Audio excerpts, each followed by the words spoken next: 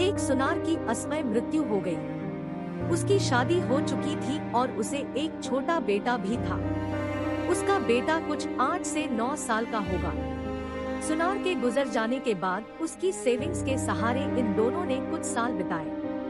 Saving खत्म होने पर सुनार की पत्नी ने अपने संभाल के रखे हुए गहने की पोटली अपने बेटे को दी और उसे अपने एक रिश्तेदार का पता बताया और कहा कि हमारे ये रिश्तेदार भी सुनार है, इसलिए वह हमारा भला चाहेंगे और हमें इन गहनों के बदले सही और उचित दाम देंगे।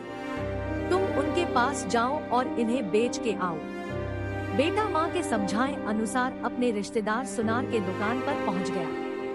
गहनों की पोटली उन्हें देते हुए सारी घटना बताई और सुनार के जवाब का इंतजार करने लगा। रिश्तेदार सुनार ने थोड़ी देर तक गहनों का अच्छी तरह से निरीक्षण किया और उन्हें वापस पोटली में रख दिया। उन्होंने लड़के से कहा कि अभी इनका दाम अच्छा नहीं मिलेगा, एक काम करो, इन्हें तुम वापस घर पर अपनी मांगता को दिया और जब इनका सही दाम होगा तब मैं इन्हें बिकवा दूंगा। रही तुम्हारे खर्चे की बात तो तुम मेरे यहाँ पर मदद करने आ जाओ, तुम्हारे पढ़ाई का और घर का खर्चा मैं संभाल लूंगा। लड़के ने उस दिन के बाद कई सालों तक अपने रिश्तेदार सुनार के यहाँ काम किया और साथ में पढ़ाई भी की। यहाँ पर काम करते करते वह सारा काम भी सीख गया और सोने चांदी को परखना भी। एक दिन सुनार ने लड़के से कहा, अब सही दाम है, इसलिए तुम वह गहनों की पोटली लेकर आओ। लड़के ने घर जाकर अपनी माँ से वह गहनों की पोटली मांगी, क्योंकि वह अब सोने चांदी को अच्छे से परखना जानता था, इसलिए उसने एक बार तसल्ली के लिए गहने पोटली से निकाल कर देखे। उसे बहुत आश्चर्य हुआ क्योंकि सारे के सारे गहने नकली थे। वह निराश होकर सुनार की दुकान पर पहुंचा।